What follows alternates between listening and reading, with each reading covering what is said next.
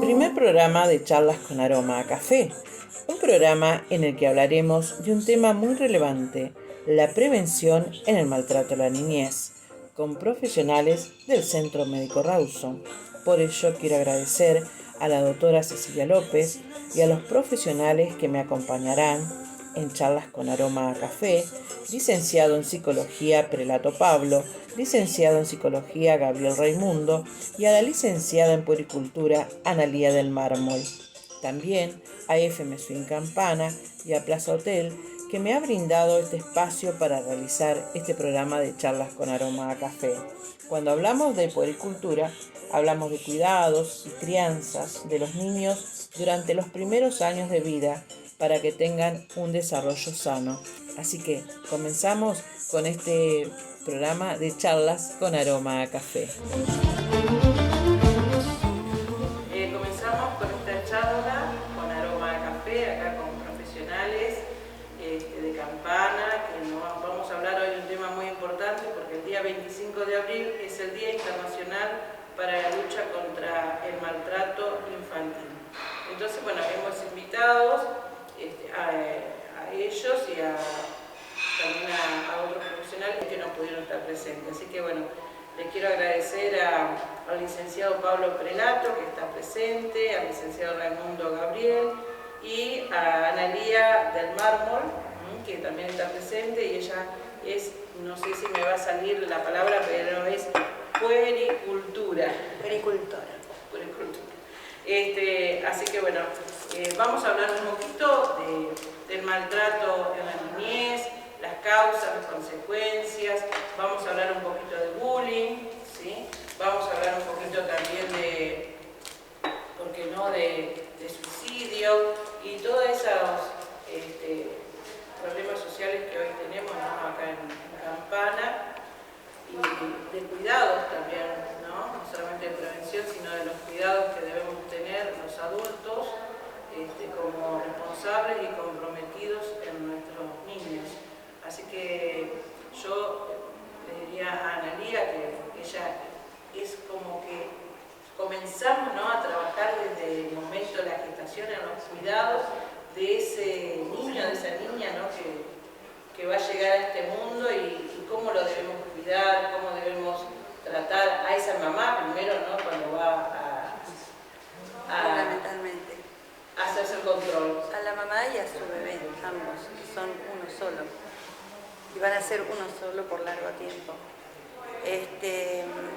Bueno, acompañar a una mamá desde el conocimiento, desde la contención, la información, que empieza a tomar conciencia de la gran responsabilidad que tiene y de todo lo que puede lograr en relación al vínculo con su bebé. Y cómo se logra, desde mi punto de vista, es informando de todas las capacidades y todas las características y todos los talentos que ese niño en gestación tiene y va a desarrollar después del nacimiento. Entonces eso le va a dar la posibilidad de empezar a conectar con ese niño, con ese bebé, desde otro lugar, entendiendo que es una persona que merece respeto, empatía, mirada, escucha, contención, siempre. Analía, ¿cómo es cuando llega una mujer embarazada para que vos la guíes, la asesores, o la trates? ¿Cómo es el proceso? Sí, ¿cómo es el proceso? Es justamente, así como te digo, es informativo, es asesorar en todos los temas inherentes a la maternidad, a las distintas características de los trimestres, que ocurre desde el punto de vista físico, desde el punto de vista mental, desde el punto de vista emocional, para que la mamá pueda conectar con cada momento y comprender qué es lo que le pasa en el cuerpo y qué es lo que le pasa en la emoción, por qué se producen los cambios de humor, los cambios de ánimo, los cambios de personalidad, cómo son los procesos hormonales que ocurren desde el embarazo, el momento del nacimiento, el momento del puerperio, que es el periodo posterior al nacimiento, tener conocimiento, todo eso es muy importante. Las mujeres que concurren, ¿no? Embarazadas, tienen interés, ¿no?, en saber porque van a que vuelvan asesores, pero ¿tienen información o son personas que por ahí hay alguna que ignora todas esas cosas, ¿no? Hay de todo, o sea, hay muchas mamás que están en conocimiento, algunas básicos, otras directamente no tienen conocimiento de cómo es el proceso y por eso les resulta tan interesante y por eso les sirve, ¿no? Porque es una manera de poder conectar con el proceso entendiendo cómo se va dando todo. Es pararse en otro lugar. Claro, porque viste que uno cuando queda embarazada es uno como que no sabe nada, primeriza.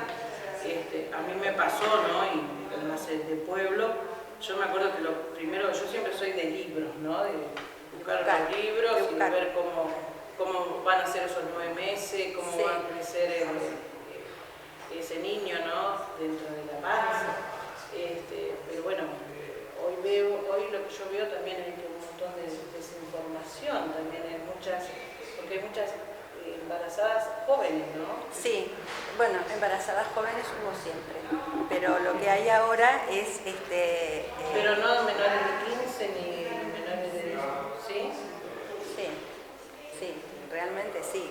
Lo que hay ahora es como más posibilidades para que esas mamás puedan llegar a tener los recursos, las herramientas para conectar con todo esto. Además tenemos todo lo que es lo virtual, las redes, que eso también es donde las mamás ayudan y a veces confunden. O sea, eso es algo que yo siempre les digo a las mamás. O sea, si ustedes están buscando información en un solo lugar, quédense ahí.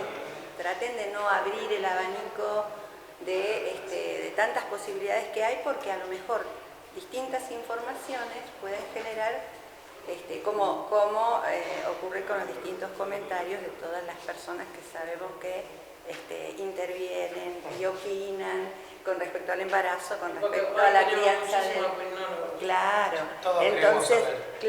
entonces eso termina confundiendo mucho a las mamás. Entonces tratar de que se enfoquen, ¿no?, en un tipo de información, en un tipo de técnica de acompañamiento del embarazo, trabajar con el cuerpo, trabajar con la mente, y eso hace la diferencia entre un parto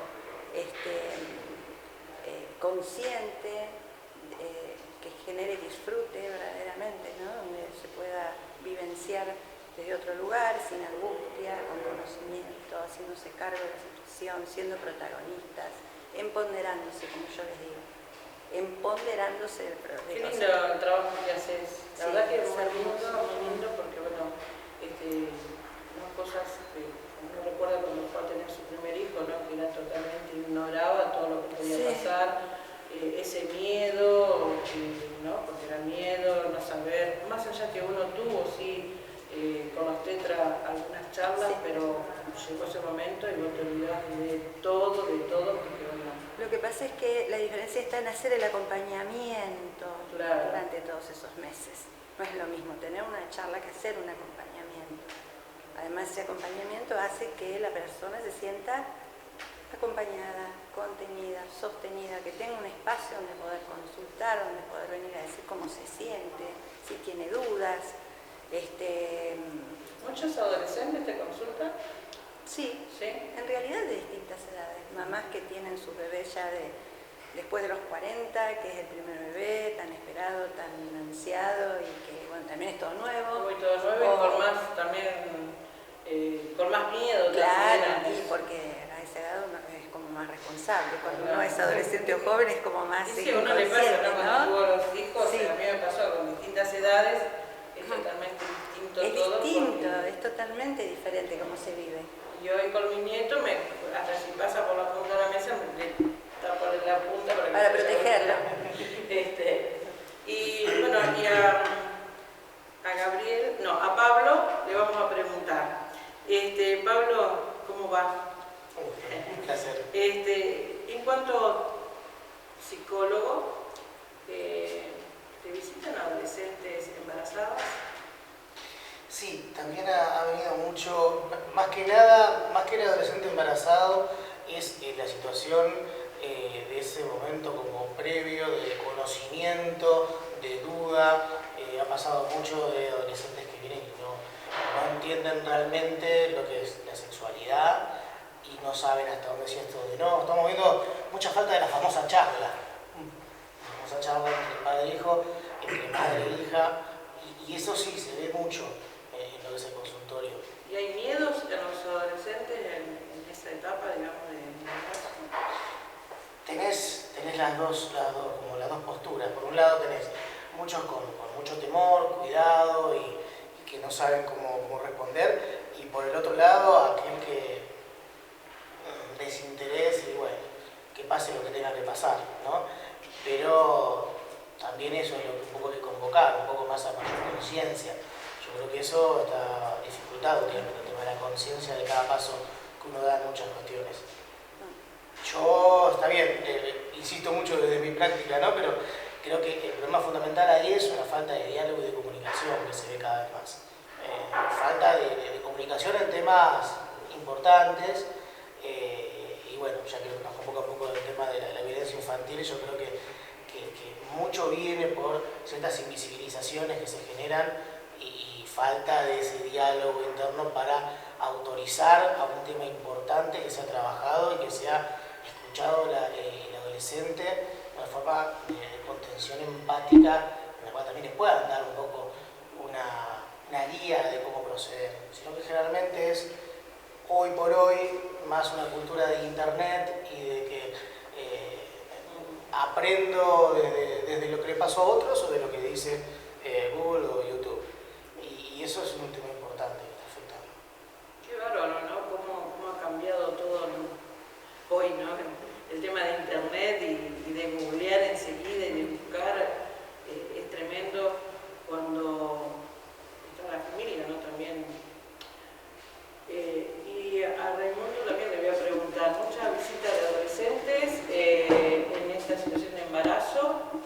Mira, hay de todo, de embarazo, hay situaciones de abuso, hablando del maltrato, y como yo también, adolescentes y adultos, hay muchos adultos que traen muchos horrores de su niñez, ¿no? Como el abandono, el rechazo, la traición, que obviamente eso son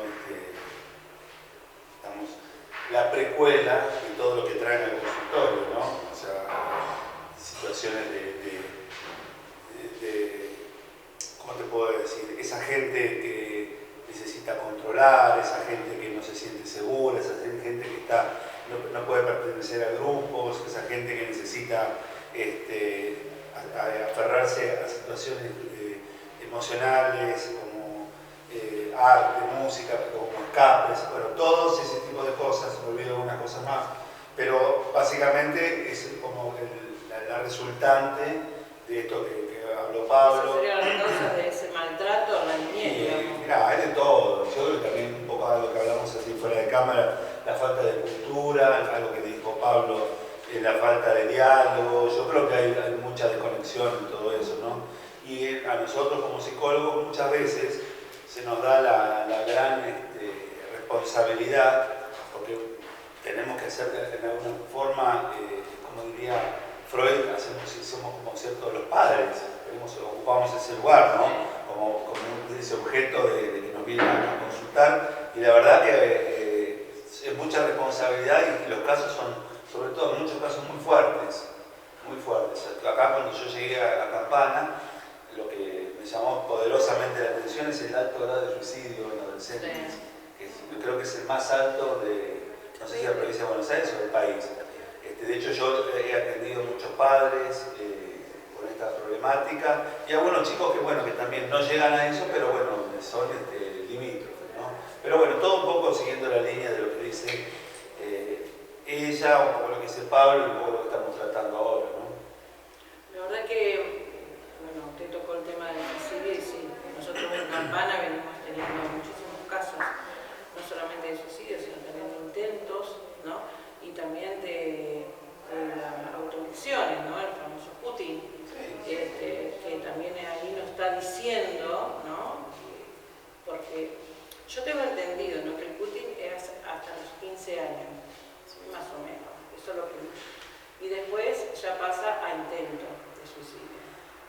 Eso es lo que yo lo tenía, no sé, por ahí lo escuché o me lo dijeron en alguna reunión que tuve, pero nosotros en Campana tenemos muchísimos casos de autorlesión también, que eso también, y en adolescentes, ¿no? En adolescentes de 13, 14 años. Yo lo que veo es una necesidad, como yo decía a Pablo, dentro de poco vamos a necesitar un psicólogo para cada niño, porque la verdad que es tremendo lo que ha pasado y después ¿no?, de esta pandemia, ¿no? Y también usted me decía el tema del abuso. ¿Cómo el psicólogo cómo llega, ¿no?, a que ese adolescente pueda hablar de ese tema? No solamente adolescentes, sino de gente adulta que lo que pasa en el momento de ahora tiene la libertad y tiene el desprendimiento de que la gente puede decir un montón de cosas. Las cosas ahora empiezan a ser un poco más concretas. Antes el famoso cuento del abuelito, ¿no?, que se iban todos a la tarde, al mediodía a la cama a ver televisión, ¿viste?, todos desnuditos. Entonces eso era como una cosa normal. Bueno, ahora empieza a tener nombre y apellido. Empieza a hacer ruido todo eso. Claro, eso empieza a ser un poco más. Ese te lo pongo como ejemplo, pero hay un montón de situaciones más, ¿no? Y sí, los pacientes, digamos, uno por la experiencia que uno tiene, los va escuchando y bueno, obviamente nuestro trabajo es indagarlos y bueno, a veces tenemos que meternos en situaciones y con preguntas bastante urticantes, pero bueno, nada. Y en esos casos que usted dice que han llegado a casos muy graves. Mirá, sí, mirá, te puedo nombrar uno que hasta ayer a la noche lo hablé con el psiquiatra, una mujer de 25 años que cuando hablaba del cutting, la automutilación, es un poco más abarcativo, no solamente queda en los 15 años, esta mujer de 25 años se sigue contando. Y cuando yo creo que el diagnóstico que tiene es una cuestión de trastorno límite de la personalidad, pero su base es un problema familiar. Una madre que no la atendió, una falta de comunicación con sus padres, tal vez hay ahí una cuestión de abuso dando vuelta, un barrio bastante precario, poco límite, poco contención en todo sentido. La verdad que es difícil, y son gente adulta, ¿no? Y bueno, sí, 25 años y que siga... ¿no? Sí. Qué bárbaro. Cuando no se logra sanar lo que pasó, eso continúa. Por supuesto. Sí, Todo eso. no. Y para sanar, que cuesta un montón, porque si no tuvo un buen profesional para que pueda sanar, ¿no? Por eso digo que lo que está sucediendo hoy en nuestros adolescentes es gravísimo. No encontrar una salida. ¿Ustedes piensan que el que se va a suicidar, la persona que se va a suicidar, hasta el último momento puede haber ayuda para que no lo haga? Sí, a ver, siempre hay muchas cosas que uno puede hacer. El problema principalmente es, y que sucede mucho, es el sentimiento de desesperanza. Lo peor que le puede pasar al ser humano. Claro, y a partir a veces de ese pensamiento se torna como contaminante, entonces a veces es difícil el acceso respecto a eso, porque también la otra persona ya no busca encontrar algo diferente en el discurso del otro, y hasta incluso cuando lo encuentran no lo reconocer como tal. Claro, porque yo siempre digo que ellos ven todo lo negativo. Todo lo negativo, no buscan nada lo positivo, todo lo... Y buscan siempre la excusa, ¿no? La excusa que el otro tiene la culpa porque esto, entonces no logran salir. Es mi forma de pensar, ¿no? En esto del suicidio. Y ustedes, yo siempre hablo del tema de la difusión de este tema del suicidio, porque muchas veces no se puede hablar. Uno decir suicidio es como que una mala palabra. Porque ustedes saben que es un poco tabú el tema ese del suicidio. Entonces, cuesta en algunos lugares. Por ejemplo, nosotros acá en Campana, yo siempre digo conducta de riesgo en adolescentes, factores de riesgo en adolescentes. Que en las jornadas que hemos hecho con el CAS, por ejemplo, hicimos ya varias jornadas, hicimos antes de pandemia, y donde, bueno, vez hicimos en una sociedad de fomento del barrio Lugo, donde los chicos, había muchos adolescentes, y uno de los temas principales fue la soledad, el otro fue la desmotivación docente, y el otro fue la falta de diálogo en la familia. Esos fueron, después hubo un montón, pero esos tres primeros fueron cosas que a mí me llamó muchísimo la atención cuando hablaban de desmotivación docente. O sea que ahí es el abandono escolar. Y mucho también el tema de la educación acá es la base. Y es la clave. Porque muchas veces es en el establecimiento educativo donde se terminan notando estas cuestiones antes que en el entramado familiar o en otro entramado. Entonces es fundamental encontrar un docente que pueda tener esa vocación de saber que cada alumno es único y que no es solamente un chico que va a leer, responde consignas, Que le pasan cosas. sino que le pasan cosas. Entonces, si no visibilizamos desde el colegio es muy difícil. Claro, Eso porque está fundamental. por ahí dice sí, de la familia, pero a veces la familia no sabe. A veces la familia está tan ocupada por trabajar y por comprar lo material, porque yo siempre digo, para comprar la mejor zapatilla, para comprarle, porque también uno ha pasado por esa situación, ¿no? Sí. Los hijos y todo, que uno sale a trabajar para que no le falte ello. Y entonces está la otra parte de la carencia, ¿no? A veces porque falta un poco de información. Porque si, por ejemplo, yo salgo a trabajar todo el día, pero también me tengo que ocupar de ellos y hablar con ellos y ocuparme un poquito más del cuaderno, si hicieron las tareas y qué necesitan. Y los chicos todo eso lo tienen, ¿no? Porque yo me acuerdo que cuando yo trabajaba y los chicos me decían, señor, yo ahora cuando vaya a mi casa no hay nadie. Y la comida tampoco. Otro me decía, no, yo comida fría. Bueno, yo también aprendí un poco de todo esto en cuanto cuando el día que compré el microondas en mi casa. Y mi hijo me dijo, nosotros no vamos a comer comida precalentada. Entonces ahí tuve que hacer más esfuerzo y tratar de estar al mediodía para hacerle la comida. Entonces dejaba todo preparado y llegaba y le hacía. Y después salía a la escuela salía con el olor a milanesa, el olor a puré, qué sé yo. Pero bueno, eran cosas que los chicos te van a... Eran necesidades de los chicos. Sí. Y a esto voy en que lo que yo quiero remarcar también es el tema del suicidio. Todo detrás de cada cosa siempre hay un porqué. Y en esto por eso estamos hablando del maltrato en la niñez, ¿no? Por eso hablamos del suicidio, por eso hablamos de adicciones, que también es otro de los temas, ¿no? ¿Por qué ese adolescente llega a consumir? ¿No? Si ustedes que son psicólogos me pueden... Mira, yo creo que, así como decís vos, siempre hay motivos previos o preexistentes, o cómo fue la crianza de esos padres, cómo fue el contexto de cada uno, todo lo transgeneracional, que también tiene mucho efecto, ¿no? Pero uno justamente de los efectos más nocivos que hay del maltrato infantil, del tipo que fuere, ya sea del físico, del psicológico, o del inteligente, del verbal, o sea, es que uno de los mayores problemas, que después se van viendo en adolescencia y adultez, es como una desautorización de las emociones del adolescente.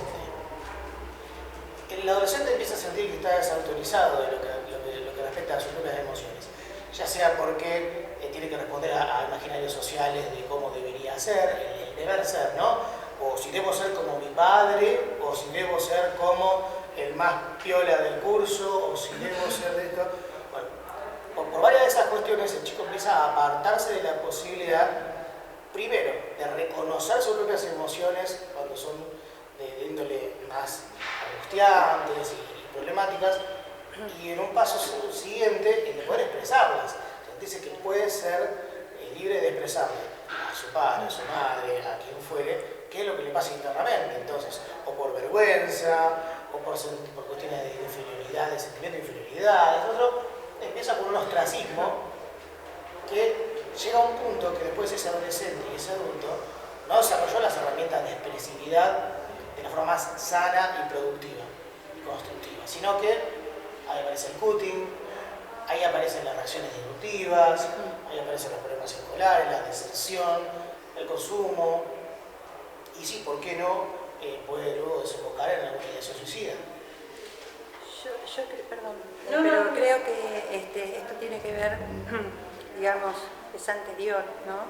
O sea, cuando en la primera infancia no se habilita la posibilidad de expresar los sentimientos y las emociones, porque no hay escucha, porque no hay empatía, porque no se le da lugar, porque no se le da el espacio, porque acá se hace lo que yo digo, y cuando seas grande te voy a explicar, y cuando ese tipo de cosas, ¿no? De comentarios que todos conocemos, al no habilitarlo en la primera infancia, ese niño va desplazando y va creciendo con esa sensación de que nunca más voy a poder poner en palabras lo que me pasa. Y creo que de eso se trata todo esto, ¿no? O sea, la primera infancia es la etapa más oscura del ser humano, porque si yo no tengo un otro que decodifique mis necesidades y me ayude a manifestar lo que me pasa, todo eso va quedando. Y nosotros los adultos podemos llegar a buscar ayuda, herramientas, cuando tenemos esas sensaciones o crisis o momentos en que no sabemos cómo resolver algo. Bueno, vamos al psicólogo, vamos al psiquiatra, podemos hablar con alguien. Los niños esa posibilidad no la tienen, y no es que no les pasen cosas, en las distintas etapas de la vida, desde bebés les pasan cosas, y cosas muy fuertes que no comprenden, que no pueden manifestar, y bueno, y todo eso va generando, cuando no se les permite demostrar, cuando no se les permite manifestar, eso va quedando en la famosa sombra, ¿no? Claro. Esto es como la caja negra de la vida. Es lo mismo, Claro, es lo sí. mismo. Es la sombra. Es la Se sombra va guardando, oscura, como decís claro, vos. tal cual. Es verdad, ¿no? Es verdad. Y en cuanto a vos que decís de las discusiones, viste que es un tema que casi no se habla y que lo tenemos que tener muy en cuenta, ¿no? El tema de las emociones. Fíjate que es un tema que no... El tema de la inteligencia emocional, ¿no? Yo creo que también es otro tema que se tiene que hablar en las escuelas, ¿no? Y que no se hace. Bueno, y que afecta muchísimo. Un chico que llega a la escuela triste, ¿sí? Algo le está sucediendo, pero también tiene que haber el interés del docente en preguntarle, ¿no? ¿Qué te pasó? A mí me pasaba cuando, por ejemplo, no me hacían las tareas. A ver, ¿qué pasó? ¿Por qué no hacía la tarea? Tuviste que acompañar a mamá al doctor, tuviste que salir a hacer mandado, se enfermó algo, porque siempre Tuviste que salir a trabajar. Claro, siempre ocurre algo en la casa, todo nos pasa, tenemos hijos, nos pasa eso. Y un chico decía, no lo hice señorita, porque tuve que acompañar a mi mamá al doctor, o todo, listo, no hay problema, lo haces para mí. Pero eso es preocuparse, ¿no? por los chicos, y a los chicos les gusta que uno esté con ellos. Y ese derecho también de ser oído, como decía ella, ¿no? Que están dentro de los derechos de la niñez, que no tenemos que olvidarnos también todo eso. Hay derechos, que hay una ley, que la tenemos que cumplir como profesionales, que es el derecho fundamental, es el derecho de ser oído, de ser escuchado, el derecho a la educación, el derecho a la salud, de tener una casa, un lugar digno. Pero bueno, esto es lo que nosotros queremos tratar de difundir, ¿no? En este día tan especial y tan doloroso, porque todo lo que sucede con nuestros niños, no nos olvidemos. Ahora el tema del bullying, ¿no? Vos, Pablo, que sabés el tema del bullying que me preocupa también tanto. Fíjate que salió la semana pasada una nena de Mendoza que lloraba, salió en los medios, que le decía gordo. Ayer otro caso donde un padre amenaza a un chico de 13 años porque ese chico hace bullying. Y yo te puedo decir que me ha pasado y he escuchado y he visto casos de bullying en Campana donde los padres terminan sacando el chico de la escuela, el chico que le hacen bullying, porque no hay una respuesta, porque ese chico que hace bullying sigue haciendo bullying, y después cuando termina, que se va el otro, que se va, lo sacan de la escuela, claro, él se siente el señor de la escuela porque le sacan los hijos. Y esas cosas, porque me había pasado en alguna escuela que he ido a hablar sobre bullying, los chicos me sacan el tema suicidio siempre.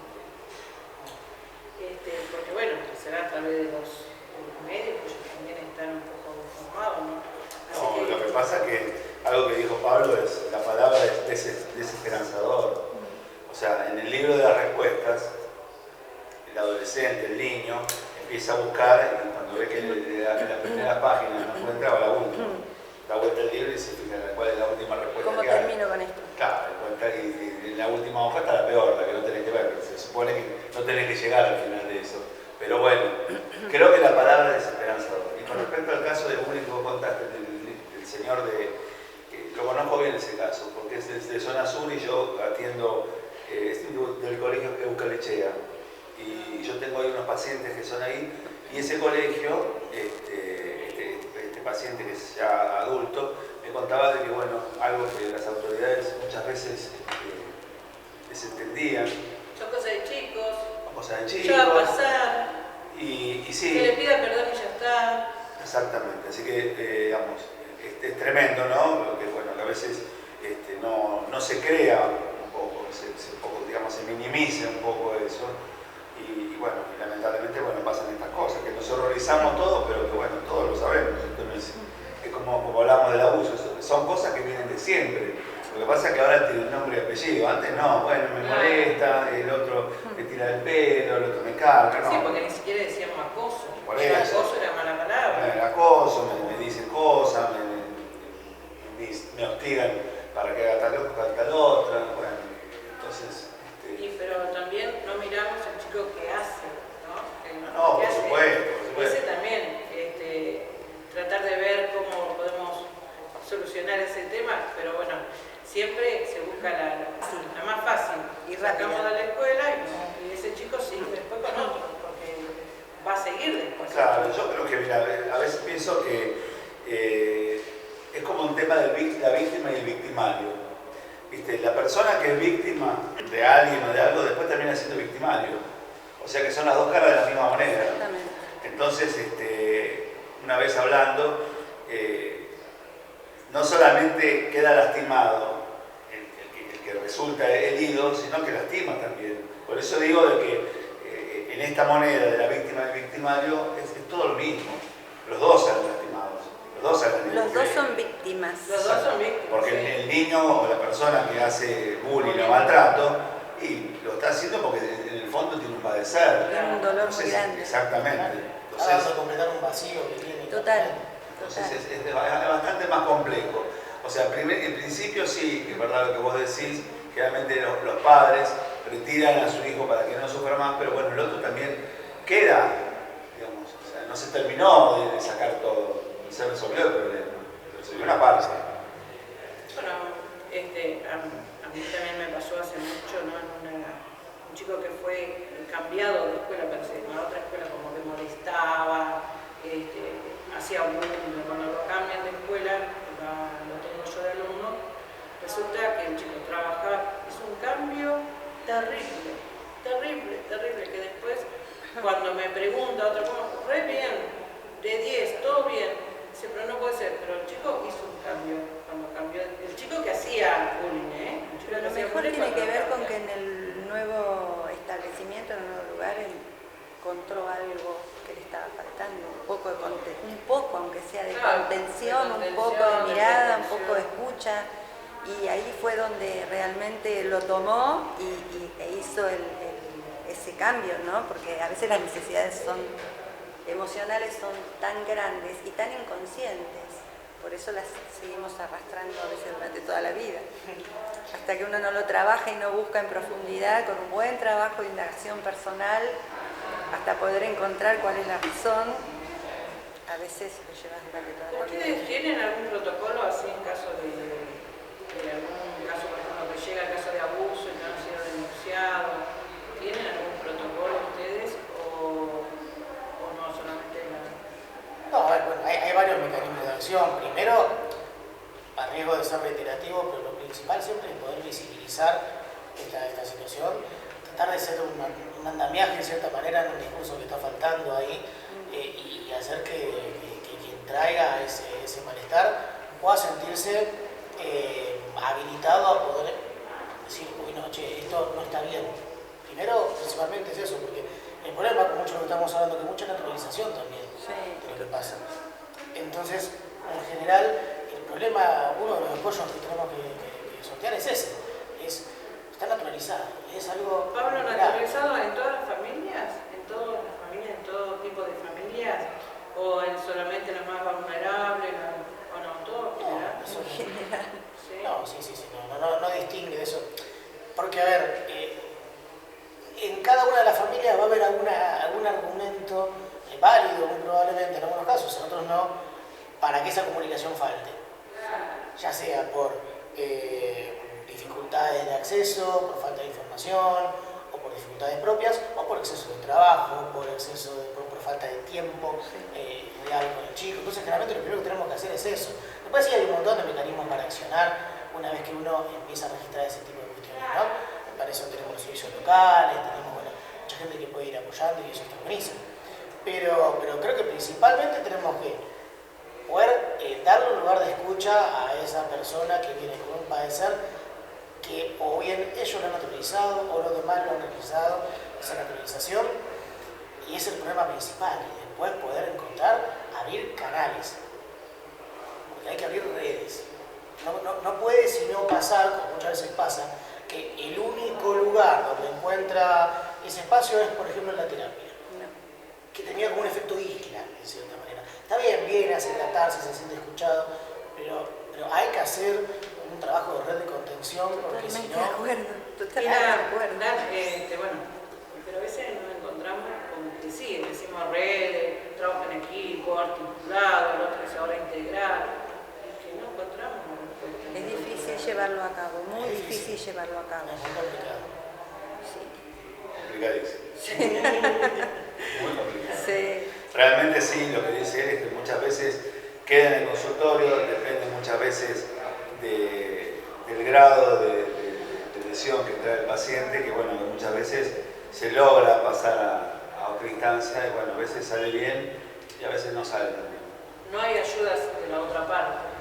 No, a veces se puede ir a la justicia, se puede activar un poco más, pero muchas veces queda ahí porque después las demandas y todo este tipo de cuestiones legales, como todo, se tornan muy burocráticos, muy engorrosos y bueno, dejarlo ahí. Y el tema de la justicia, sabemos. Dejarlo ahí, no avancemos, total ya pasó. Y bueno, y eso también, hablando de emociones y cosas que se vienen arrastrando desde el vamos, eso es una cuestión cultural que se arrastra desde el vamos. Bueno, ya está, ya pasó, déjalo, Dios proveerá, bueno, y hay mucho de eso. Entonces, por ahí uno trata de marcar un poco el camino, y a veces, no sé. Sí, la verdad que cuando uno escucha eso, ¿no? De las personas que se, bueno, ya pasó, que como que duele más todavía, ¿no? Sí. Porque hay solución para ello. Uno lo percibe como una desidia, ¿no? Sí. En general. Yo considero que todo es importante. O sea, el seguimiento, lo legal, las instituciones, cuando ya llegamos al punto máximo en que ya está todo a punto de fallar. Pero que el trabajo básico, fundamental para que de acá varias generaciones esto se modifique, es el trabajo en la familia, desde el inicio, desde la semilla, el trabajo con los padres. Para mí eso es fundamental, no hay otra posibilidad, porque si no siempre llegamos tarde. Si trabajamos con el adolescente, si trabajamos con el embarazo adolescente, si trabajamos con las dificultades de la adolescencia, ya llegamos tarde, porque ya ese niño, esa persona ya está como, no te diría predestinado, es una palabra que no me gusta, pero está como marcado ya las huellas que le han quedado de todas las necesidades emocionales, las carencias, ya están. Entonces, para mí el trabajo debe realizarse desde el inicio. Por eso a mí me interesa en el tema de hablar de la gestación. Claro, sería lo ideal si uno pudiera llegar siempre a ese momento y con todos. Bueno, pero que ahí estás dándole el blanco con algo que parece que es lo fundamental y que se ve mucho en el consultorio, y es que generalmente equivocamos, por suerte ha ido cambiando para mejor un poco eso, generalmente equivocamos y buscamos curar cuando algo ya está declarado. En vez de hacer la prevención, Exacto. realmente lo principal. Exacto. Muchas de estas cuestiones se trabajan desde el comienzo. Sí. Si desde el comienzo esta cuestión se ve con prevención, sea distinto. Por suerte, por ejemplo, cambiaron ciertos imaginarios como el que va al psicólogo es el que está loco. Claro. ¿no? Ah, bueno, Estaba pero hay que así. seguir machacando en eso, ¿eh? Sí, Porque todavía el que se va sigue escuchando. al psicólogo, el que va al psiquiatra es porque está loco. Claro. Y no, es que hay que hacer entender que acá ellos tratan el tema de la conducta. Puede ser psiquiatra, y yo siempre aconsejo, siempre, ¿por qué no consultar al psicólogo? Te miran, viste, cómo se llama. No, es el tema de la conducta, hay que buscar el porqué de eso. Y nada menos que ellos te van a decir o pueden encontrar cuál es lo que está faltando o que tiene mal, no sé. Pero bueno, el tema, ustedes saben que desde la pandemia, empezó la pandemia, empezamos a hablar un poco más con salud mental. Si no, salud mental, había reuniones, ¿no? En reuniones faltaba, salud mental no estaba. Había cimento, pero no en salud mental, que es indispensable. Nosotros lo que tenemos que empezar a hacer con esto suicidio y todo eso, armar primeros auxilios psicológicos. Hay que empezar a dar primeros auxilios psicológicos en las escuelas, en los institutos, en todos lados, porque hasta no solamente el suicidio, sino en un accidente, en algo que se necesita, ¿no? Una persona, el acompañamiento en eso. Y cuando hicimos el año pasado, hicimos 2 charlas que lo hicimos junto con la UTN y estuvo la doctora Diana Altavilla, no sé si la conocen, bueno, estoy en ese grupo de supervisión, ¿no? En tema de suicidio y también con región quinta de salud mental también venimos trabajando ya hace un montón también. Entonces más o menos como para, yo de mi lugar como desde la infancia como para estar un poco informada, para saber un poco más y para trabajar en red. Y creo que lo que se necesita es más eso, más capacitaciones, más talleres, saber un poco más y también el tema de la profesionalización y de la ética. Porque yo me he encontrado con casos donde con cosas que escucho, ¿no? Y que hay cosas que no son para educar. Nosotros, bueno, ustedes los profesionales saben, ¿no? Que hay cosas que uno hasta acá llegó, más allá no podemos decirlo. Esa es otra de las cosas que falta. Y me doy cuenta cuando sale algún caso, ¿no? Algo de violencia, lo que sea, de las críticas que hay también, las críticas desconstructivas que uno va encontrando en esa lectura y bueno, necesitamos cambiar, por eso tiene que haber un cambio, por eso yo hablo desde el embarazo, que desde ahí empecemos, porque si hablamos de hombres violentos, ¿de dónde vienen los hombres violentos? ¿Quién no los padres? ¿Quién no los padres? Nosotras, las mujeres. Exactamente. Entonces, su cuidado, la educación, la enseñanza que le vamos a hacer desde la familia, primero Por siempre. eso digo, para mí el trabajo debe ser Está en la con los familia. padres, con la Y familia. después viene lo demás. Exacto, por la parte, o sea, tiene que ser con los padres, tiene que ser con los docentes, tiene que ser con el grupo de niños alrededor para concientizar y prevenir. Sí. Porque, ¿qué pasa? Con muchas de estas cosas que vos comentaste,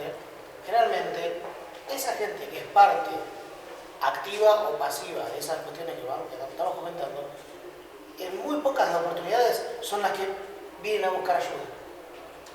¿Por qué? Porque no lo ven, no lo observan, no se creen. No lo quieren ver, miran para otro lado. Miran para otro lado, A mí nunca me va a suceder. de un lado del otro.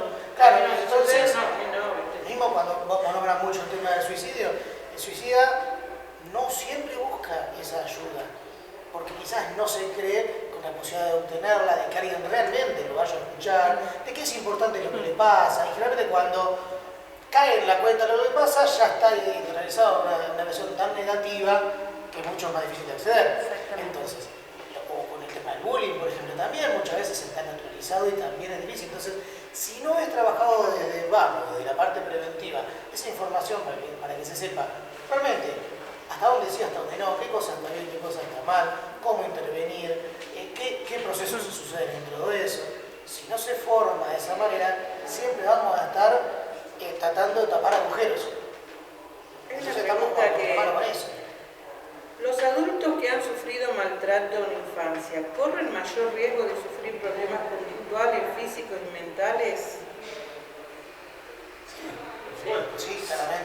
un poco lo que hablamos al principio. Los niños que han sufrido abandono, rechazo y traición son adultos que son controladores, son gente que no puede integrarse a grupos, es gente que necesita depender de la mirada del otro, se victimizan y son gente que no puede. Pero lo bueno de todo esto, porque estamos tirando mucha pálida y habría que tirar alguna cuestión buena. Algo positivo. Algo positivo. Bueno, pero también tenemos que saber, hay que saberlo. Sí, pero algo positivo aparte de poder expresar esto, que es lo que decíamos. Creo que todas esas patologías, esas conductas, se pueden trabajar, porque el adulto de última todavía tiene posibilidad de mejorar. Y además, un poco en esto de la prevención de eso, yo veo que últimamente, por lo menos con los profesionales que me toca trabajar, que hay muchos profesionales que se dedican a hacer asesoramientos a esas familias, que realmente es una herramienta que es muy importante, porque nosotros podemos atender a un adolescente, un niño, un adulto, pero hay cuestiones que por ahí se tiene que encargar a alguien que esté formado puntualmente, y los asesoramientos de familia, que son terapias que no son muy largas, digamos, son terapias que son cortas, son 10, 15 encuentros, para poder acomodar ciertas conductas familiares, ayudan un montón. O sea, en todo este mar de grandes preguntas y grandes temas, creo que hay algunas cosas, reacciones positivas. Eso me parece que del lado de la salud mental está bien, está muy bien. Ya me estaba asustando, digo, no, pero bueno, es bueno saberlo todo esto, porque eso es lo que nosotros tenemos que hacer, concientizar, ¿no?, a esos adultos que traten el tema del maltrato a la niñez, el por qué también, no es buscar excusa tampoco porque ese adulto actúa así. Lo que pasa ¿no? es que también, pero también claro, debemos saber qué le habrá pasado a este tipo para actuar de esa forma. se sabe que lo que da, de lo que los padres dan, Claro, pero eso lo sabemos nosotros, lo sabemos los que estamos seguramente han estudiando, sufrido estamos- mucho claro. más ellos para poder, digamos, relacionarse de esa manera, ¿no? Pero bueno, hay que sanar, como vos decías, habría que sanar muchas generaciones, que eso ya no es posible porque es pasado, pero hay que trabajar en el presente. Claro, porque ese adulto herido ahora es padre. Exactamente. Entonces, ahora siendo padre, Tiene la posibilidad de reivindicarse y ante todas estas herramientas que uno le presenta, no nos olvidemos de que acá también la parte de la experiencia, aparte de los libros, es muy importante, porque la persona que ha tenido esa experiencia, un adulto que ha sido abusado, que ha tenido bullying, que ha tenido un montón de cosas, y cuando lo ve en el hijo, entiendo de que ya toma otros recaudos y sabe de qué forma algunos, ¿no?, tratan de poder abordar el tema de otra manera. Pero se mezcla el pasado, el futuro y el presente, ¿no? Sí, la verdad que sí, se mezcla todo un montón de cosas que bueno, Si no fuera así sería todo más fácil de Tal cual. resolver. Claramente es complejo. Claro. Pero bueno, a ver, es como dicen, pero también muchas veces pasa que uno dice, hey, pero si vos sufriste tal cosa en el pasado, ¿cómo puede ser que permitas o no encuentres la manera de poder trabajar eso con tus hijos? Pero también va a recordar cómo en ese momento esa persona pudo abordar su situación particular. Claro. ¿Y qué herramientas desarrolló? Porque si no desarrolló una herramienta... Va a repetir. Va a repetir o no va a saber cómo actuar incluso Sí. en determinado momento. Y si cayó, callará. Hay mucho del silencio familiar que se repite. Hay un montón de cosas en las cuales... Los famosos tenemos secretos chicos, familiares. Claro, a mí me ha tocado, yo por supuesto he tenido chicas que me han dicho que han sido abusadas y cuando han buscado la escucha de parte de la madre, y la madre le ha dicho, bueno, sí, a mí también me pasó, pero dejémoslo acá. No sé, bueno, pero pasa que siempre encuentran, ¿no? Se minimiza o se naturaliza, como decías vos, claro. Pasa un montón de veces en consultorio que tremendo. hablan del tema de abuso como si fuese una cosa más. Y me dicen, sí, yo sé que vos me vas a decir, pero no, pasó un montón. Y Claro, como que no tuviera importancia ni Claro, dejar huellas. Claro, pero es por esto mismo, porque no se le da el lugar de relevancia al discurso familiar. Tal cual. Y eso es lo que nos autoriza, el discurso familiar y el discurso educacional. Son los que autorizan a uno mismo a darse cuenta de que algo es relevante o no, es importante o no, trabajarlo o no. Si entonces no hay un adulto que haga una un viaje en el cual se dé esa posibilidad de decir, che, lo que te pasa es importante, Sí. Ahí va a morir eso. Pablo, en una nota que leí decía, soy psicólogo de nacimiento. ¿Qué? Bueno, creo que siempre estuve marcado por la profesión en cierta manera, y creo que uno a veces se nace de esa manera.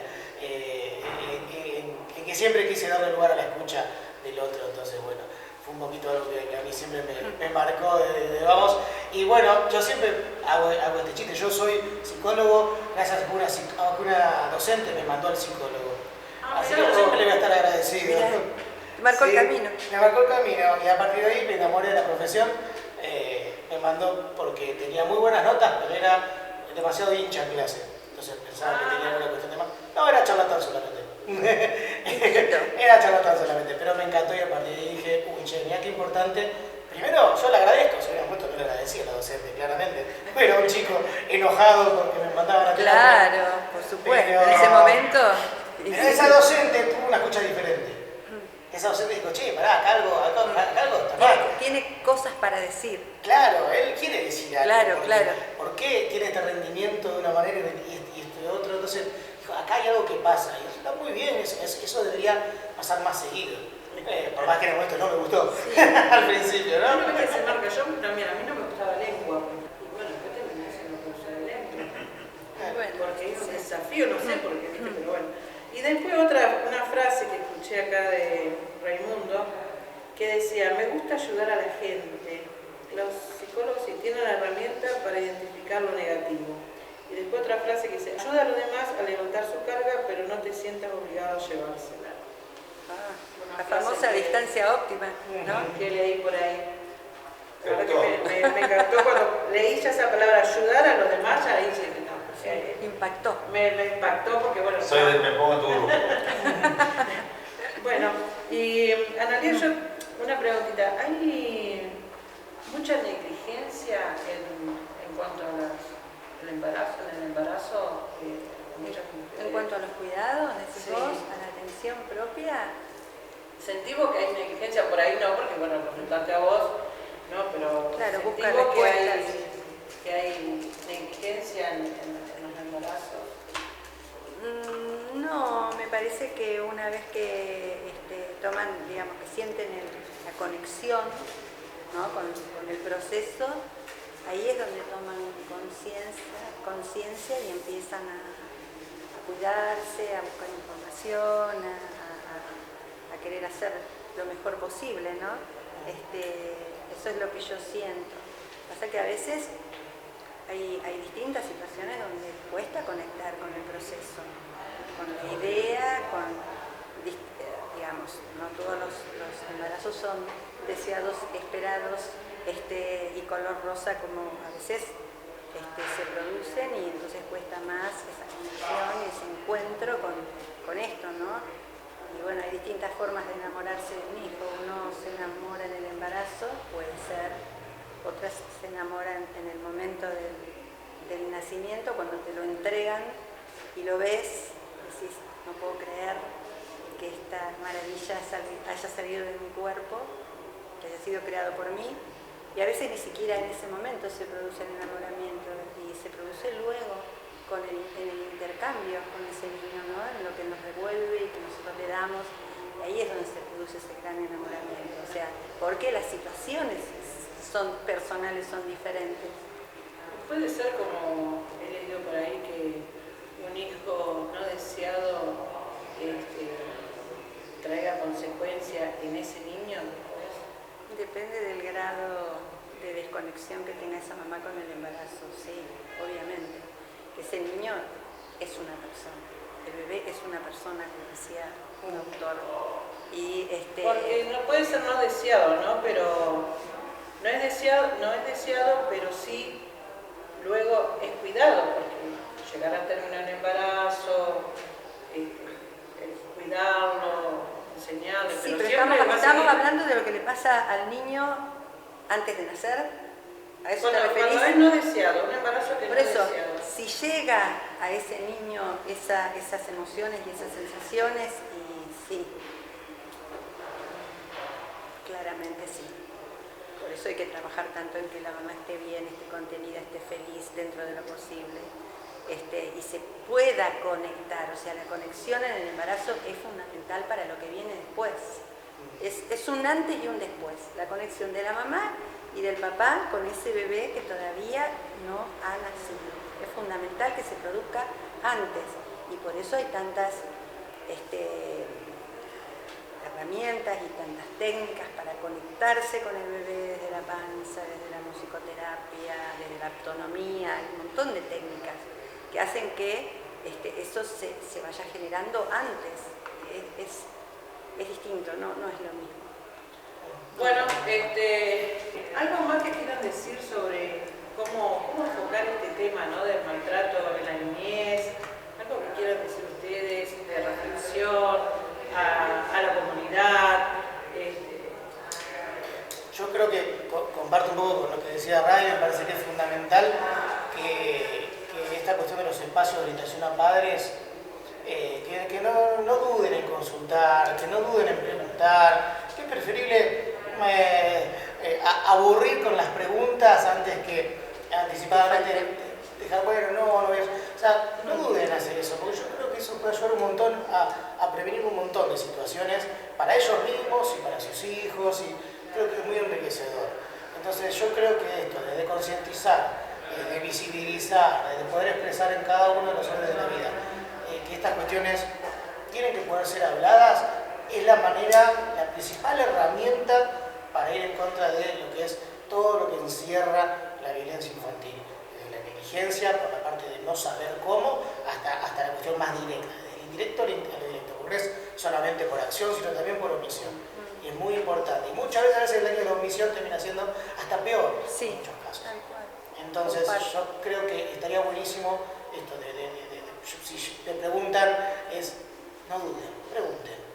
Pablo, vamos a hacer un grupo para hacer estas charlas de orientación. Espacio de orientación para padres. Sí, genial. ¿Y a mí Sí, por eso mismo yo invité, la pediatra no pudo venir, porque también estaba interesada que esté una pediatra, ¿no? Así que la verdad que buenísimo. No, y a mí me gustaría, estuvo perfecto, no hay que agregar muchas más palabras a lo que dijo Pablo, porque es totalmente así, tal cual, pero algo para completar un poco lo que dice ella. No nos olvidemos que el ser humano, el niño, el adulto, es un ser que es biopsicosocial, somos biopsicosociales. La parte biológica, la parte psicológica, la psique y la parte social, que es la más importante, son las tres patas importantes, pero la parte social, la interacción, es lo que nos termina formando, es lo que termina dando.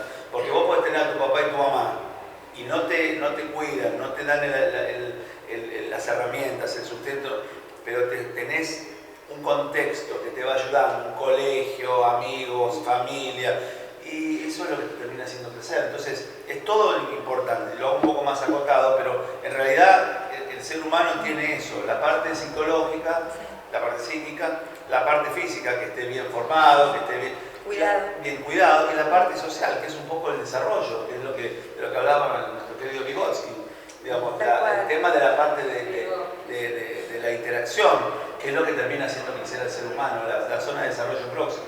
Entonces, estaría bueno también que no nos olvidemos eso, que es todo importante, pero la parte social, colegios, psicólogos, padres, amistades, clubes, universidad, vida, todo en la parte social, que uno va creciendo y se va desarrollando con eso, y eso va formando un gran andamiaje de experiencias, y que bueno, algunas son buenas, otras no son tan buenas, y bueno, ahí estamos tratando nosotros lo que podemos, ella desde el inicio, nosotros cuando ya vino con ciertas problemáticas, como la colega que atendió a Pablo en su momento, que es lo que detectó algo, bueno, y entonces nosotros vamos, y ahí vamos tratando de poder ayudar un poco a este sujeto que está formado por estas tres. Por lo que yo veo y por todos los años de experiencia que he tenido en este tipo de actividades grupales, puede haber muchos buenos proyectos, muchas buenas ideas, mucha buena voluntad, Pero lo difícil de todo esto es sostenerlo en el tiempo. Entonces, muchas cosas suceden, se hacen, son divinas, dan buenos resultados, pero después se dejan caer. Como los tratamientos. Como los tratamientos. Claro, Entonces, tiene lo que haber una difícil continuidad. es, claro, dar continuidad. continuidad, el sostén. Sostén en el tiempo. Esa fue siempre mi pregunta, ¿por qué no hay una continuidad en esos proyectos, en esas cosas que uno quiere hacer, que son quiere buenas, hacer? que vos sabés y que también son a veces no hay buenas. acompañamiento, así que yo le agradezco ese acompañamiento que me han hecho hoy y bueno, lo vamos a publicar, lo vamos a sacar al aire todo para que pueda ser difundido. Y además le agradezco, chicos, que esto me encantó, el espacio de orientación para padres, que yo creo que es muy importante. Así que bueno, A mí es básico, básico. Chiquilla. Lo voy a citar para hacer un espacio de orientación, así que no sé que van a tener que buscar algún turno ahí, un horario de noche, no sé cuándo, porque ustedes están, yo sé que están en la parte de psicología y psiquiatría, está muy saturada. Y después que no hay muchos profesionales tampoco. No sé si no es que no se reciben, o hay poco, no sé, pero sé que O hay mucha demanda. Hay mucha demanda. Porque acá en la zona hace falta mucho, en los hospitales no hay lugar, le dan el turno para Sí, es verdad. dentro de un mes, 2 meses, Sí. cuando alguien necesita al psicólogo ya. Las urgencias no Las sean. urgencias, ¿no? Así que bueno, muchísimas gracias y nos encontramos en la próxima charla con aroma a café y ya con aroma a comida. Gracias. Placer. Por la comunicación. 1000 milagros en cadena y de la mano me lleva a bucear en silencio la profundidad de tus ojos peregrinos, aprendices del camino más que de alguna estación.